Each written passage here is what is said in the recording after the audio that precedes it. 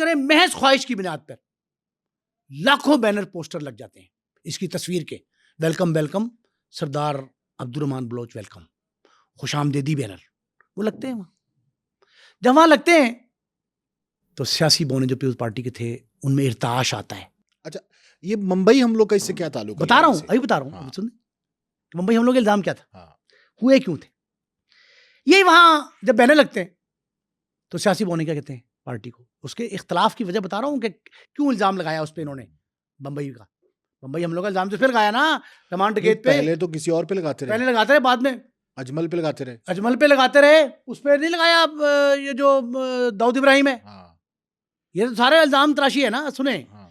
ये वहां जब वेलकमी बैनर लगते हैं तो सियासी कोता कामत सियासतदान जो थे पार्टी के, वो जाते हैं उस वक्त के वजीर दाखिला, ये 97 की बात, उस वक्त के वजीर दाखिला जिनका नाम क्या था, जुल्फ़िकार मिर्ज़ा। कौन थे वो? जुल्फ़िकार मिर्ज़ा कौन थे? फहमीदा मिर्जा के हस्बैंड, डॉक्टर फहमीदा मिर्ज़ा के हस्बैंड। डॉक्टर फहमीदा कौन है? स्पीकर कौमी कौमी असेंबली की स्पीकर थी, पाकिस्तान बेनज़ीर मोहतरमा की शदाई थी, उन्हें कॉपी भी करती थी। बड़े ख़ानदान की काजी फैमिली जो है बलूचिस्तान की, उसकी बड़ी नंबर, अखबार भी उनके निकलते हैं, काजी आबिद वगैरह। वो हमारे APNS के सेक्रेटरी रहे। वो जनाब डॉक्टर फहमीदा के हस्बैंड के पास जाते हैं लोग के, जनाब वो तो बैनर लग गए हैं, खुदा ना करे, खुदा ना करे, अगर वो यहाँ आ गया, MPA बन गया तो हमारी तो सियासत बेड़ा गर्क है। और लियारी जो है वहाँ तो डॉक्टर तौफीक साहब हमारे रुकन सूबाई असम्बली है माशाल्लाह। जब उसको शिकायत करते हैं तो वो ये कहते हैं कि इंशाल्लाह मैं इसका बंदोबस्त करता हूँ, पार्टी से बात करता हूँ, उसको इंशाल्लाह टिकट नहीं मिलेगा, ख़त्म होगी बात, पार्टी का टिकट नहीं मिलेगा, वो लड़ता रहे, इलेक्शन लड़ेगा।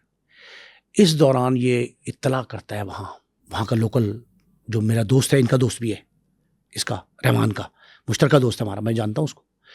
वो ये कहता है कि मुझसे रहमान ने कहा, मुझे फ़ोन करके कि यार मेरी राह हमवार करो। उन्होंने कहा बैनर तो आपके लग गए, हम तो मुबारकबाद दे रहे हैं आपको। उसने कहा नहीं, पार्टी में मुझे टिकट भी मिलना चाहिए लियारी की सीट। उसने कहा वो तो डॉक्टर तौफीक साहब MP हैं। उन्होंने कहा डॉक्टर तौफीक साहब जो है ना वो चूँकि बिस्तर हालात पे हैं, डॉक्टर ने उनको मना किया है, मूवमेंट ना करे, सियासी सरगर्मियाँ बंद है उनकी, तो इस बेहतरीन मौका है। उन्होंने कहा ठीक। इस दौरान जो पार्टी की बौनी क़यादत थी, बौनी क़यादत ने उनको अपना हमनवा बना लिया। वज़ीर दाखिला को वज़ीर दाखिला से कहा कि कुछ बंदोबस्त करें। उन्होंने कहा जी कि बजाय सियासी को काम करने के, सियासत में मुकाबला मुश्किल है, उन्होंने पुलिस के ज़रिए लोगों को बुलाया और कहा जी कि ये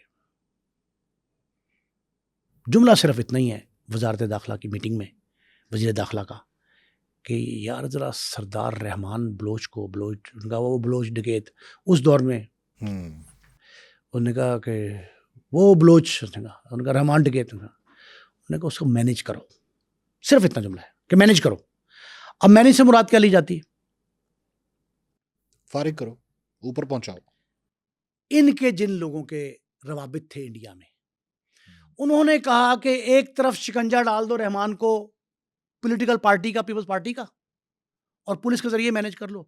दूसरी तरफ इंडिया से कहो कि इल्जाम तराशी सारी ये कर दे कि जो कुछ भारत में हो रहा है वो कौन करवा रहा है? रहमान। नहीं, इससे पहले रहमान का नाम तो कभी नहीं लिया इंडिया। रहमान का नाम लिया सिर्फ एक दाऊद इब्राहिम के भाई के मामले में, जो प्लॉट का मामला था, जो काशर, जो नूर काशर था, दाऊद इब्राहिम का भाई, उसके कत्ल का इल्जाम भी भारतीय मीडिया ने लगाया था। इस पे रहमान पे भारतीय मीडिया ने लगाया ना। भारत ने 4 हमले किए रहमान पे, 4 हमले। मुंबई हमलों का जिम्मेदार रहमान, काशर की हलाकत का जिम्मेदार रहमान, भारत में ट्रेन पे हमला रहमान। उन्होंने कहा भारत को जो है वहाँ फैसिलिटेट कराची में भारत के ख़िलाफ़ लोगों को जो कर रहा है, अफ़गानिस्तान में जो दरअंदाजी है, फलां जो भी है, उसमें ये रहमान इन्वॉल्व। अब रहमान जो है, अब रहमान के बारे में जो कुछ फ़िल्म में कहा गया उसका एक जुमला सिर्फ सुन लें, आपके नाज़रीन की इन्फॉर्मेशन के लिए कह रहा हूँ। रहमान पैदा क्यों हुआ था? अब्दुर्रहमान बलोच डकैत क्यों कहलाया था?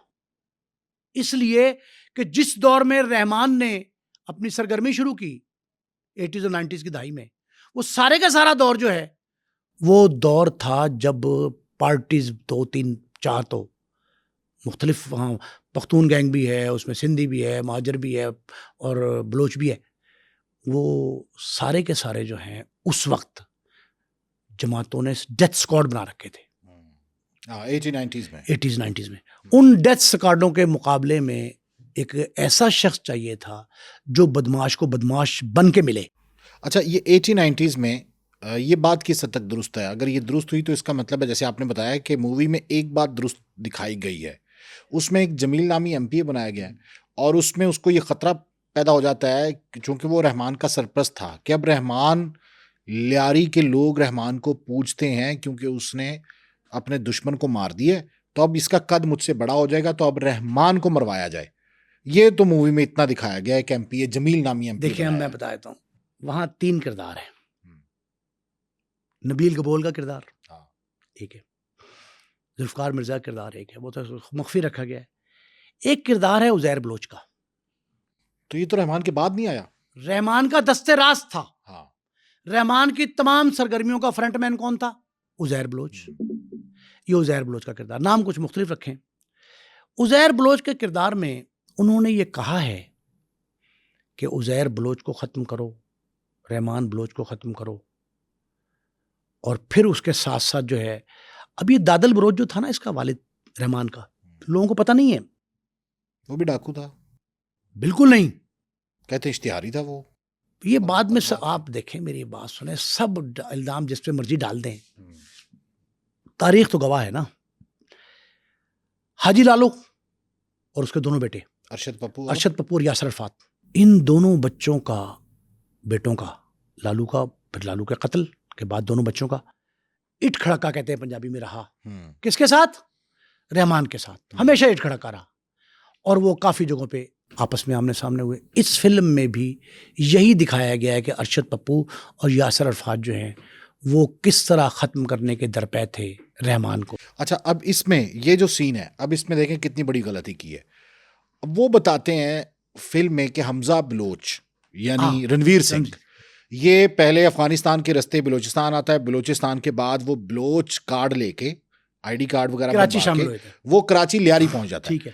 अब वो वहां पे इंडियन एजेंट्स लोकल वहां पे मौजूद हैं, जिसके एक छोटा सा खोखा है, कारोबार दिखाते हैं कि वहां पे बैठ के एक मीटिंग करते हैं, और वहां पे रणवीर सिंह कहता है उन्हें कि मुझे रहमान बलोच के करीब होना है, उसकी गैंग में शामिल होना है।